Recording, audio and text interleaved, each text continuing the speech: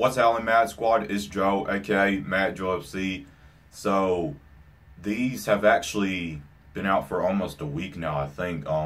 It's a bunch of clips for Spider-Man Homecoming that Disney did for like a promotional thing, and I was wondering if there was going to be like spoilers or anything in the clips, but from what I've heard, it's just behind the scenes and stuff. So yeah, I'm going to go ahead and watch them, and thankfully Disney actually put together a fan's guide to Spider-Man Homecoming, which contains like all the clips, instead of me having to go on YouTube and like click on all the different videos for each clip, you know. So yeah, let's do this. It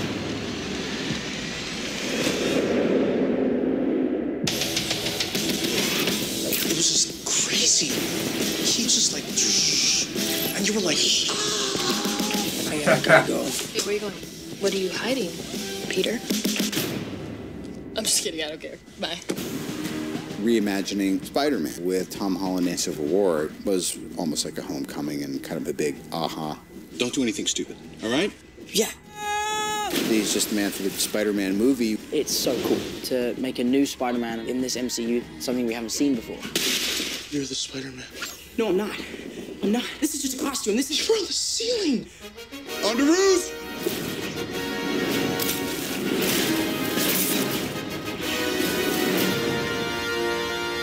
Hey, everyone. Spider-Man is the biggest Marvel character. He is the jewel in the crown. Such an amazing icon. He is a very different type of hero because he is, quite simply, the greatest superhero of all time.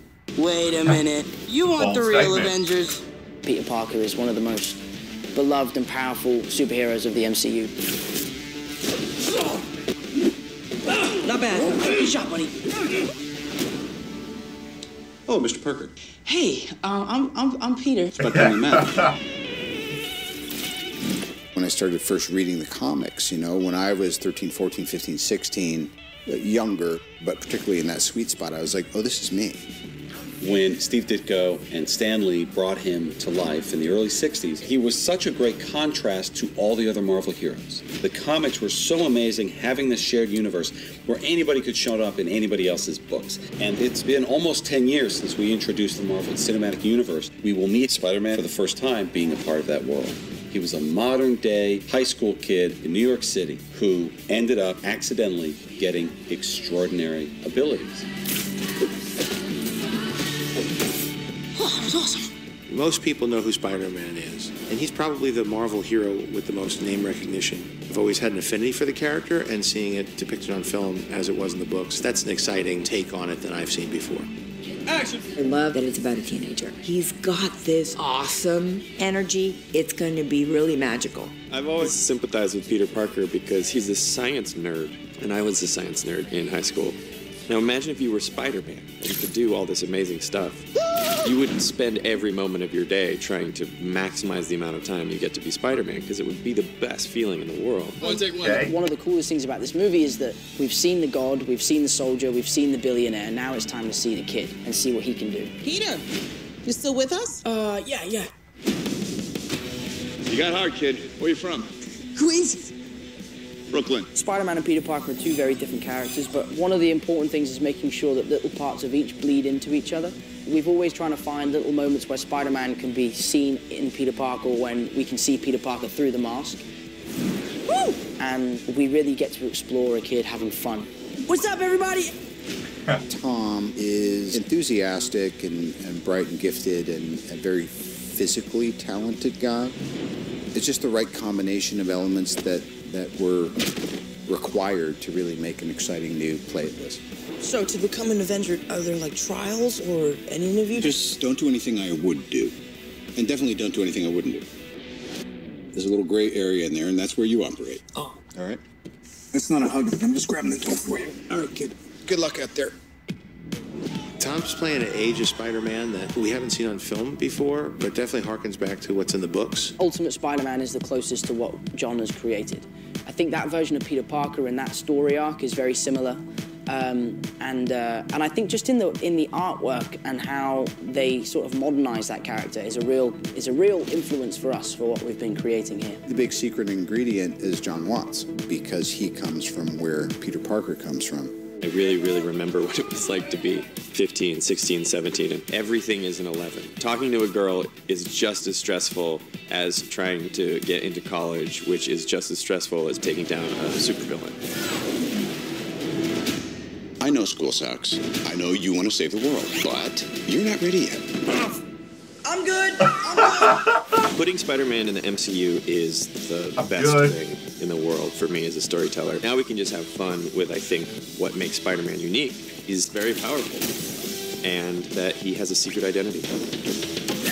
When Peter Parker initially is going on his adventures as Spider-Man, he wears sweatpants and a sweatshirt with sort of a crudely sewn sweat hood and these irising goggles that he's built out of parts that he's scavenged. Can you even see in these? Yeah. He's taken a continued interest in Mr. Parker, and as usual is kind of helping him up his game with his suit and the tech and all that.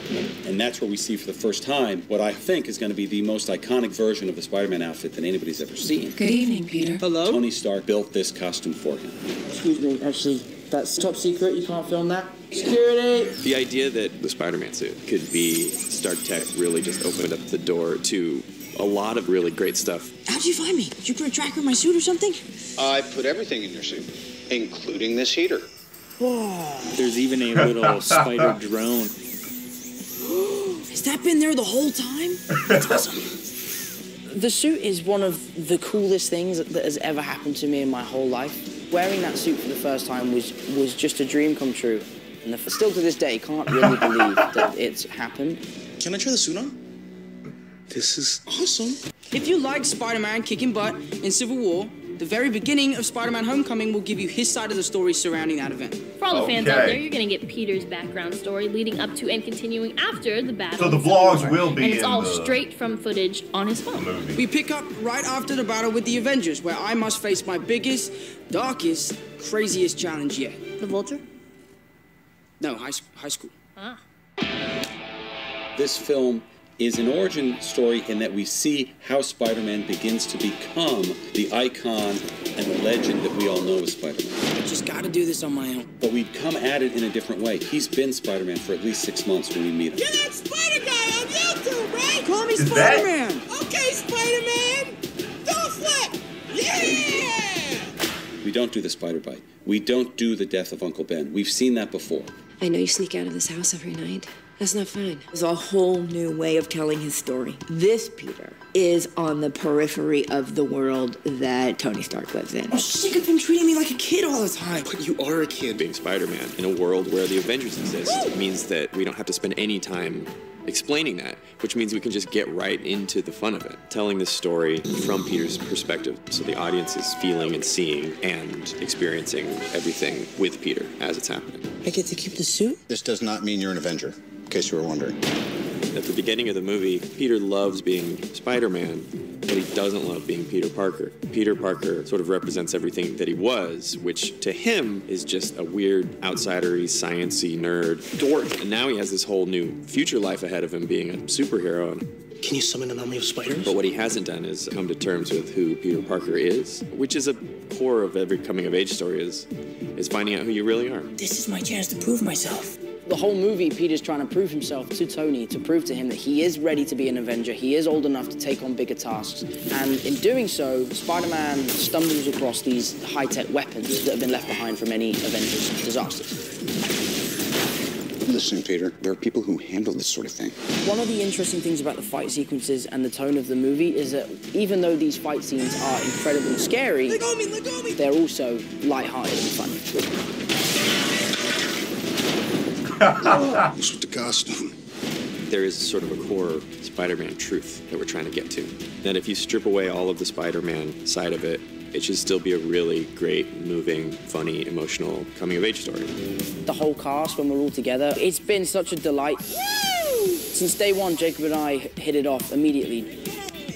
It's probably the most important relationship throughout the movie because he's the only person who he confides in to talk about being Spider-Man. Can you spit Thanos? What's your favorite spider? Tyrannosaurus? Tarantula, Daddy Longlegs, Brown Recluse, Black Widow. Sorry.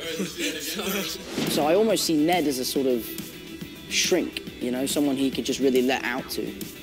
What is it like being famous when nobody knows it's you? It's crazy. Should we tell everyone? No. Zendaya plays a character called Michelle. You guys are losers. Then why do you sit with us? Because I don't have any friends. And she is a sort of weird, dorky, kind of closed-off character. Am I? But she seems to follow Peter and Ned around quite a lot. She's really brought something very cool to that character and something very interesting and unique. Can we go already? Because I was hoping to get in some light protesting in front of one of the embassies before dinner. I don't think I had like a big reaction to being a part of this movie until like Comic-Con. I was like, yo, this is real. She's weird, but she's super cool to me because I feel like usually what she says is very real. Can't believe you guys are at this lame party. You're here too. One of the main differences in the previous movies is that we don't really have a bully. His main rival is Flash. What's up, Parker? They have this really funny back and forth. You can't just quit on us, stroll up, and be welcomed back by everyone. Hey, welcome back, Peter. Flash, you're back to first alternate. What? But he is so much like himself in the movie. It's crazy. Tony's so funny. I feel like I'm actually becoming more and more like my character. I'm always like the guy that you're like, Flash, right? Yeah, kind of. And in real life now it's like, Tony, right? I grew up a comic book nerd. It's kind of like a dream come true to be a part of Spider-Man. None of this is real. It's real, buddy. Love you guys. It's real.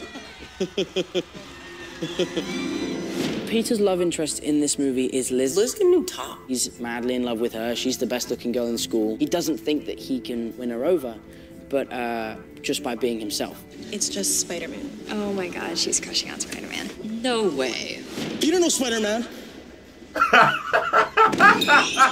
If you say I'm Spider-Man, you can get any girl in the world, you know, because you're a superhero. And it's quite interesting to play those scenes. Peter knows Spider-Man. You as a character have that golden ticket, but you can't play it. She's played by Laura Harrier, who's fantastic. This is really important to you. This is my future. She is really driven and smart. She's a senior, so she's a bit older. Everyone else is a sophomore, so she's kind of like the wise, like, Peter's getting at a senior? Can't bail a week before nationals. We've had so much fun on set together. We've become really good friends. It's just like a great experience working with him. I'm sorry. Gotta go. Casting the character of Aunt May, we started saying, well, wouldn't an aunt be a little more like a big sister or someone much closer to him age than the classic in the comic? And then we just started trying to think of the best actresses we could think of. She looked at me about it. Of course, Marissa Tomei was one of the first names that came up. Peter, you have to tell me what's going on. Just lay it out.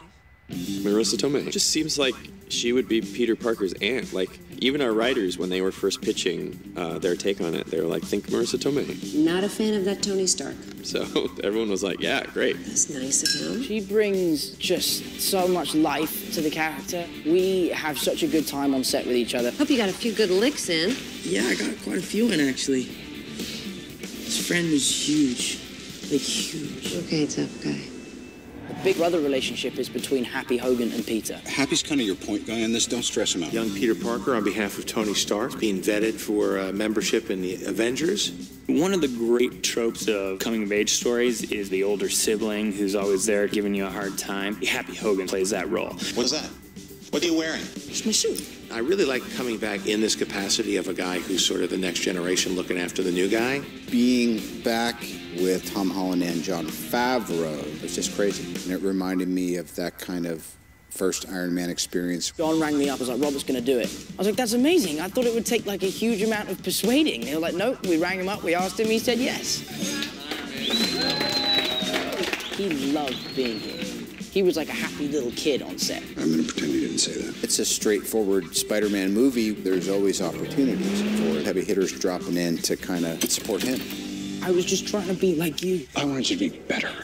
This one's particularly fun for me. It feels like the old band's back together again. Those two have obviously known each other for nearly 10 years, and they know what to do, and it was really nice to just be thrown in at the deep end. The world's changing, boys. Time we change, too. A superhero movie is only as good as their villain. The Vulture is played by none other than Michael Keaton. The main bad guy in the movie is going to be the Vulture. The Vulture's realizing there's this black market, trading in MCU relics that he can sell this stuff on, and we're going to kind of see that guy's rise in this criminal underworld. Business is good. The idea that there's detritus from all the other movies that has settled and that's hidden and that's out there. The Vulture, he was just sort of an engineer who built this wingsuit to try and collect that stuff and do something with it. You don't understand how the world works. I found it a really interesting approach to what you all want to call a villain. He does corrupt things in order to fight what he sees as corruption, and I think he has a pretty strong argument. I think it was a really cool thing for Keaton to do, and I'm sure he will not disappoint. Don't you interfere with my business again, because I will kill you and everybody you love. He is perfect for that role. There is no one who could play that role better than he could. This film is going to have that spectacle. This film is going to take Spider-Man to places out of New York City, areas we haven't seen him fight in before, so we can get these different flavors. That's going to add a freshness to it. Well, for every set piece, I'm trying to think of something that we've never seen before. We're envisioning a big set piece on the Washington Monument. And as the lift goes up, with all of his classmates in, the bomb goes off. My friends are up there! Peter has to race to the Washington Monument, and it's this crazy sequence of Peter battling his fear of heights. Never been this high before. But also trying to save the day. It's going to be one of the most crazy sequences I think Marvel have ever done. Web wings! It's just nuts. Just trying to think of everything that we do should be something new. I think the best way to go about it is to just be the biggest fan I can be as well. I have a pretty good idea for a set piece on the Staten Island Ferry. Spider-Man flips in, lands. Hey guys, the illegal weapons deal ferry was at 10:30. You missed it. He has a fight scene, turns around, shoots a web mine. Web grenade. And the Staten Island Ferry, it cracks in half. We had tip tanks and cars being bussed all over the place. It took a really long time to rehearse it and get it right. And it's awesome. It seems like on a movie of this scale, it's just remembering what it's really about and making sure that you never lose sight of that in the midst of all the spectacle and chaos. Movie magic. Wow. All right, let's do it. When you make a movie of this size and you know that people are going to see it, it's quite daunting to make sure that you get it right. The thing audiences can expect out of this movie is a Spider-Man picture like never before.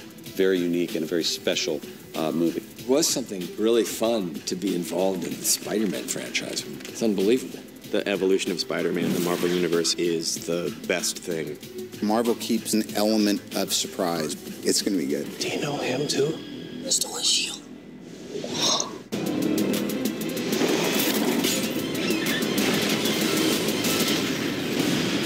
For anyone that wants to see Spider-Man the way he was meant to be on the big screen, in the universe, with heroes that he can interact with, endless possibilities, well, your wish has been granted. Again, I'm Tom Holland. I'm Zendaya. Still no last name, though. And thanks for watching A Fan's Guide to Spider-Man Homecoming. Woo!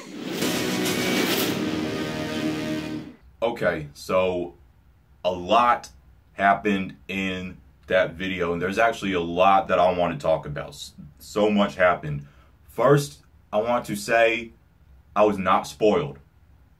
Me, personally, I feel everything they showed, it didn't spoil me. And they actually didn't show too, like people were saying, it was mostly behind the scenes stuff, you know? So, like, no plot points were spoiled or anything like that. We saw, like, a couple of new scenes, like, some scenes with him, with Peter and Aunt May, and got another good look at the Ultimate Iron Man suit when he was talking to Peter in the park. And some shots of him at school, you know. But none of it spoiled anything for me. And either way, I would still go to the theater and enjoy it just the same. So, you know. But, yeah. First thing I want to talk about is I love how Tom Holland knows that, like, this Spider-Man's in the MCU. And he knows how important that is. And that he finally gets to interact with all these other superheroes that all coexist in the same universe, you know? Because that's what I like about most actors that are in the MCU and DCEU is that, like, they know that they're now in this universe where all these other heroes exist. And they know how important that is. I love it when actors, like, they acknowledge that and they know that. And they know how important that is. So, yeah. And also I want to talk about his relationships with, like, a lot of different people. First with Aunt May, because we haven't really seen any Aunt May, like barely even in the trailers. I think maybe like 1 or 2 shots. I can't remember seeing her too much really. Yeah, it's cool to get to see him talking to her a little bit. And she doesn't seem too fond of Tony. But it seemed kind of different when we first saw them on the couch talking in Civil War. But I guess now, you know, Tony's like hanging around Peter a lot, you know, and stuff. So, you know, I guess she's like, I'm not really liking this. Not liking Tony Stark being with you all the time, you know, stuff like that. And, yeah, it's kind of like she's younger. This is like the youngest Aunt May we've had. So it's like she's kind of a older sister in a way. Kind of, you know. It's kind of the vibe I got. She's younger. So, you know, she's going to obviously act younger too. So, which I don't have a problem with it. I think it's a perfect casting choice for Aunt May. And Tony, and this still annoys me that so many people are saying there's too much Iron Man. Okay, so first, you're saying Spider-Man needs to be in the same universe as all these other heroes. Then when we finally get him in the MCU, oh, I don't want this. Spider-Man's interacting with other Avengers. I don't like this. Like, what the heck? Make up your mind, people. Make up your freaking mind. You see, you can never please some people. You can never please some people. And it pisses me off. It does. But, yeah, what you need to understand, okay, is that, and this is a big part of the comics, Tony has always been like a mentor to Peter, okay? And he even gave Peter the Iron Spider suit for the first time in Civil War, which this isn't the Iron Spider suit. I'm not a fan of people saying that this is the Iron Spider suit of the MCU. It's not. It's not the Iron Spider suit. It's his classic Spidey suit, just with upgrades, okay? This is not anywhere close to the Iron Spider suit. I don't care what you say. But, yeah, he's a big mentor to him in the comics, and that's what they're doing in the MCU now that he's young, and now that he exists in the same universe as Tony Stark, his mentor in the comics. They can now do that in the movies, which it makes sense. He's only had his powers for like 6 months, and he had his first big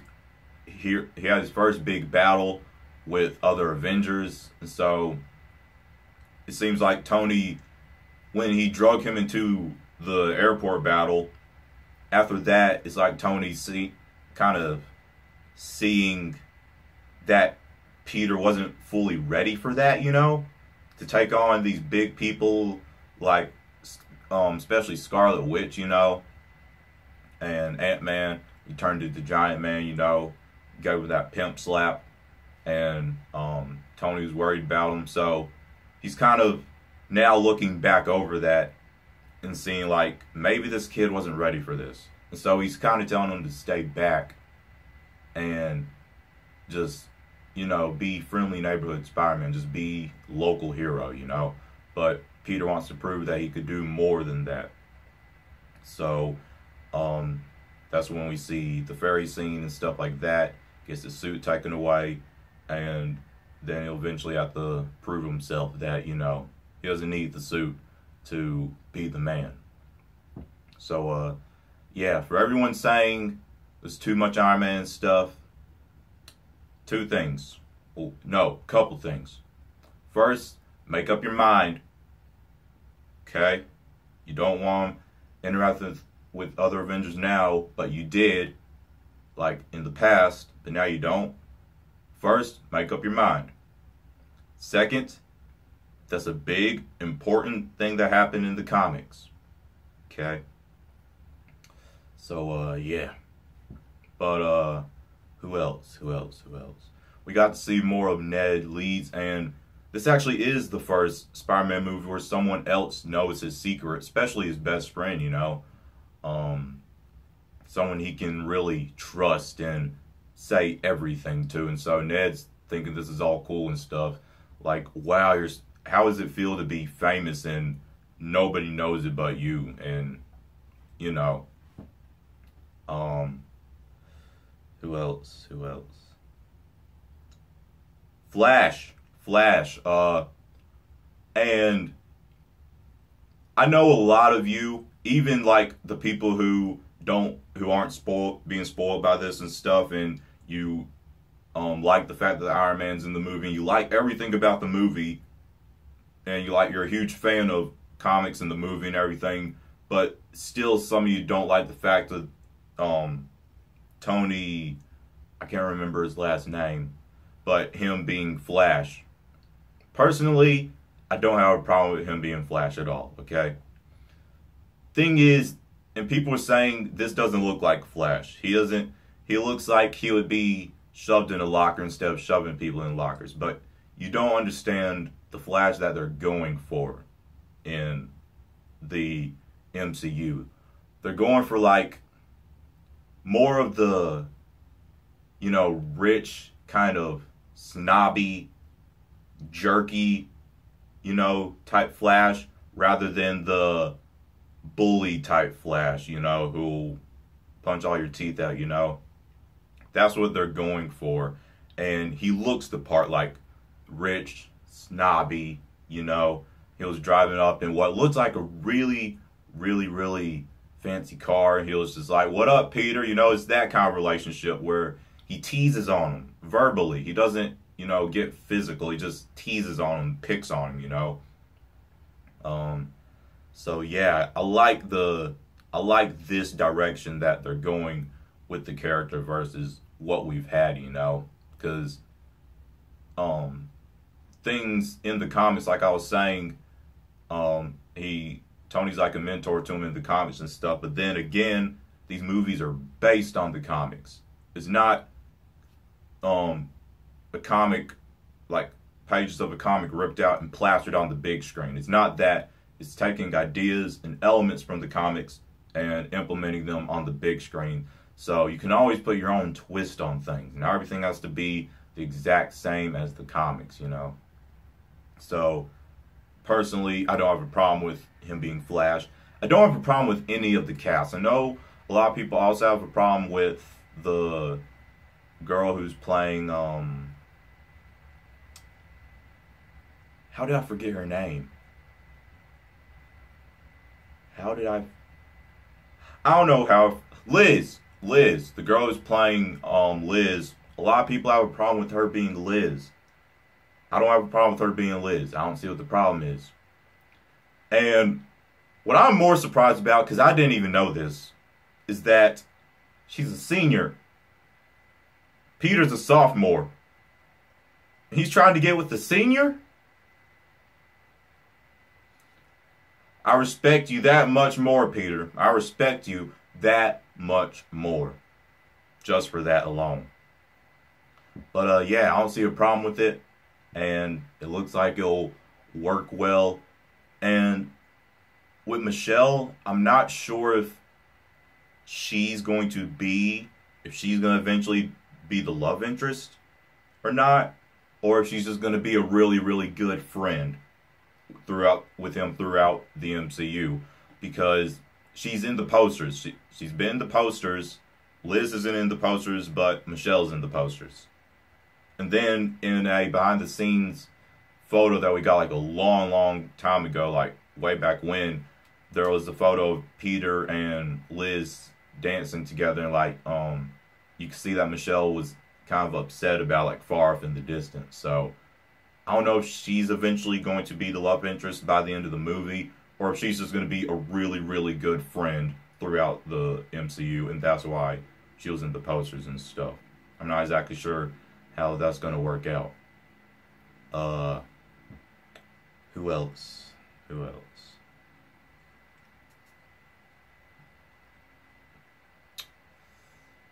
think that's actually all the relationships with people.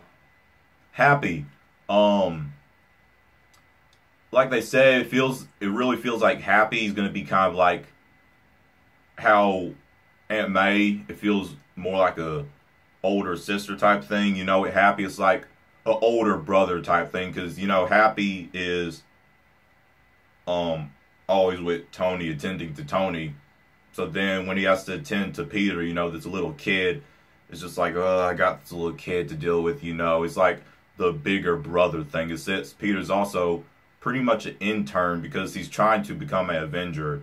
So he's having to report to Stark and stuff. So he's like an intern. So Happy's really treating him like an intern, you know, kind of like pushing him around and stuff like that. And it is cool to know that the hotel scene from like the vlog thing, because it looks like it was like a backflip, well, like a front flip, but it was played in reverse. I'm happy to know that was actually a backflip. And, you know, he was on strings so that he could land perfectly, but it was still a legit backflip, you know, because Tom Holland can, you know, he's acrobatic and stuff. So, yeah, that was cool to know. And it's cool to know that the vlogs will be in the movie. I heard that a while ago, I heard that the beginning of the movie was going to be a recap of the Avengers battle and, like, all the Chitauri pieces getting lost around the city and stuff. But apparently, it's going to be a recap of Civil War, which I do not have a problem with at all. I'll actually might even like that better. Have we even had a recap of the Avengers battle in any movies? Well, we did. Technically, you could count Agents of S.H.I.E.L.D. I know it's a TV show, but at the very beginning, there was a recap of the Avengers battle. So you could count that. It's part of the MCU. So technically, you could count that. But yeah, it's cool that we'll be getting a recap of Civil War from Peter's perspective. And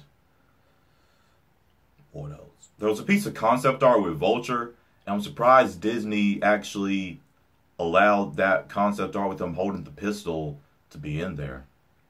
Is that Vulture's style? Like, I was kind of thrown for a loop when I saw him holding a pistol, because, you know, Spidey's like a teenager and all that. Like, I don't know. But, yeah, everything looks good. The villain looks good. I like all the cast. I like how they're doing the cast and doing these characters in the MCU and putting their own spin on them. I like how Tony's there to mentor Peter. It's very true to the comics.